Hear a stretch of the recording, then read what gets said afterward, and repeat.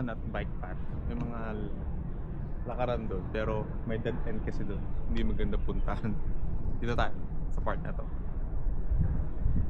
Ganda, no? So, sa Mangrove Park ay ito yung pinakauna kong nagalaan sa Taiwan na na-amaze ako. Before nga ay meron pa dito, yun, yung kabilang dulo na yun, yung parang may structure doon. Yun ay may second floor na parang cottage din, parang sa unahan.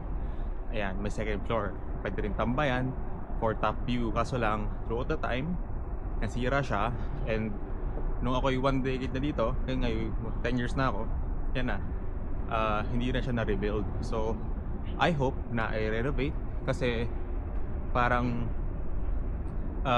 ito na yung next project na meron na siya mga braces, which is good.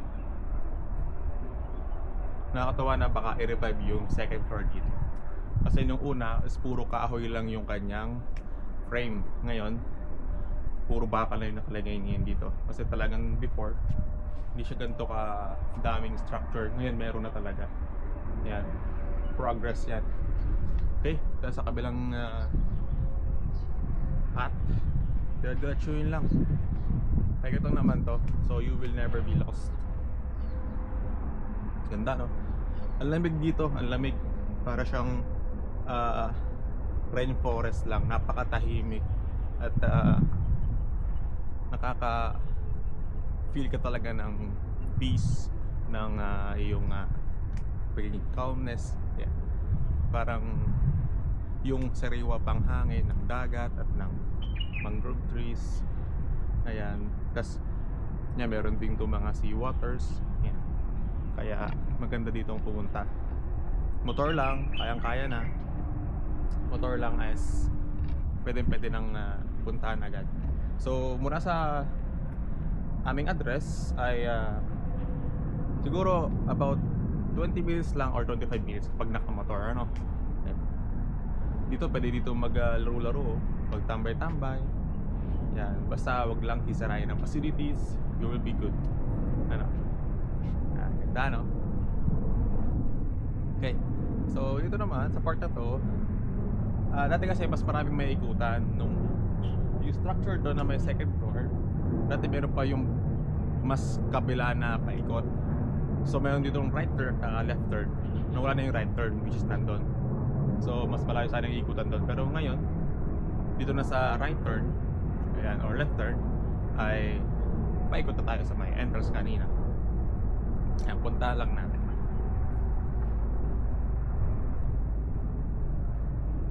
Diba?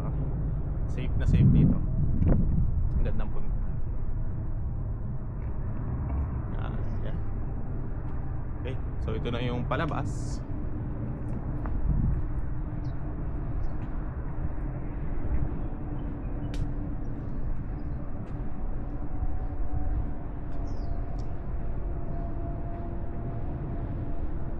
Ayan, so ito na yung parang exit niya na, paikot na tayo doon. Tingnan natin. Ayan, tayo sa may entrance kanina. Tayo doon. Pagka dito narating mo na to, kailangan pumunta ka dito sa may padiretso, pa left, turn left, para balik ka sa pinag-starting point. Ganda, no? Dito naman, itong road na to is mga bahayan lang dito, kaya hindi talaga siya main highway. Hindi masyadong marami ang dumadaang sasakyan. Ito rin minsan ay nagiging biking lanes. Ito mo to, parang mini pond. Ang galing. Mini pond. Ayan. Ayan, dito tayo. Turn right dito. Yun. So dyan na yung kanina ang tata natin. Balik tayo. Dito na yung papunta ng may tulay dyan sa Maika. Okay, let's go.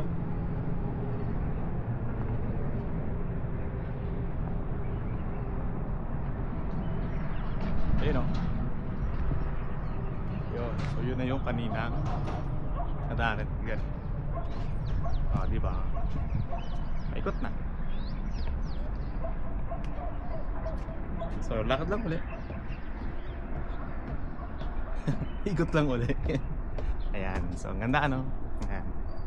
So, yan po yung Mangrove Park sa Shinpong Seaside 2025. Ayan.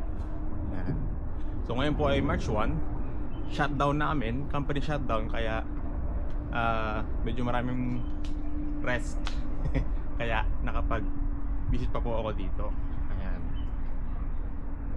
Ganda ng mangrove, no? Ganda ng formation. Ayan, so ito na yung pa-cottage. Diretso lang, wala naman tayong ligo dito.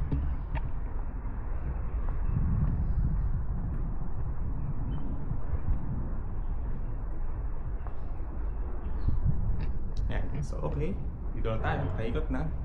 Lamang po. Ayan. So yun po yung inyong konting vlog. Shinpong 2025 Mangrove Park. Bye bye. Stop recording.